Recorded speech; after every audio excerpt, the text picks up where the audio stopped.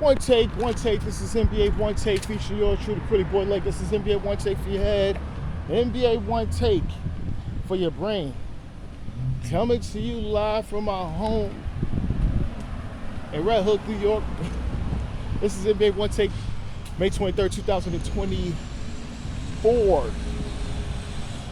Western Conference Finals, the NBA Western Conference Finals between the Minnesota Timberwolves and the Dallas Mavericks. Game 1 in Minnesota.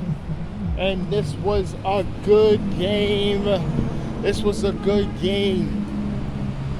before the game. You hearing Ant-Man Anthony Edwards calling out Kyrie Irving, which wasn't good. And Kyrie was on his bag, especially in the first quarter. But he finished the game with 30. Luka Doncic, the one.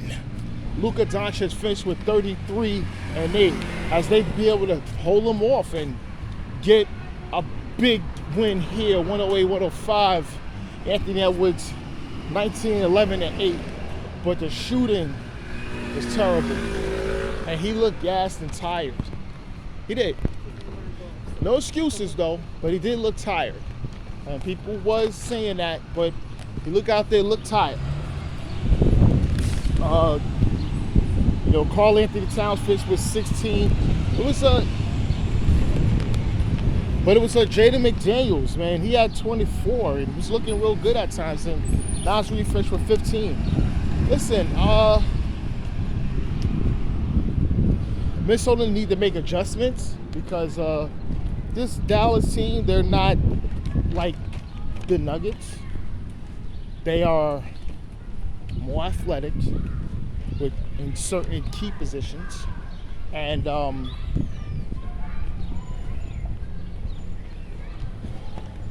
you really got to hold on their playmakers, right? So as great as Nikola Jokic is, Kyrie Irving and Luka Doncic as primary handlers, and it's going to be tough on them because you had Jamal Murray. What a lot of things was so simplistic in which you could actually know what they're going to do. With Jokic, yeah, you can't stop him. He's just an elite playmaker. Well, the Mavericks got two, and one is always going to be on the court, and that makes it really extremely tough on your defense because Kyrie, he can run a team, he can set people up, and he can also sacrifice himself when playing with Luka Doncic, and Luka is learning to do as well. Listen, this is going to be very, very telling because it's like a chess match, and it's going to be real interesting going forward. All right, NBA news. JB Bickerstaff was fired by the Cleveland Cavaliers. This is some utter bullshit to me. You get something, people are saying that there was a disconnect and it was a little fractured in the locker room. Whoop the motherfucking do. So now that's what you're gonna hear. And Dan Gilbert, anytime Dan Gilbert says, I'm going to be hands-on with things, guys are getting fired. Meaning, you can ask Mike Brown, you can ask, who else was? Byron Scott, who else was the head coach? Yeah, amongst others.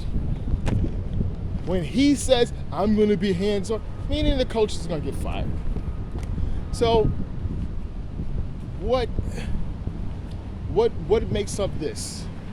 Firing JB Bickerstaff, a guy that's built your program, and the guys around. I understand you acquired Donovan Mitchell, and there's a lot of pressure involved, but come on, man. He's a really good coach, and this is a lot of bullshit. It's a lot of bullshit. But he'll get on his feet. I don't worry about things like that. But the Cavs, man, something got to happen with them. Seriously, because I don't know, because I don't think Donovan Mitchell wants to stay there. And he had no issues with JB Bickerstaff. Like I said before, he had problems with people on a roster. People have their work ethic. What is they able to do? How you doing? And that was a big key thing. And how are you going to be able to move going forward? That was the thing. How is you going to be moving going forward? So, I don't see anything well in Cleveland, especially this offseason. But this is NBA One Takes, Pretty Boy Laker, and I'm out.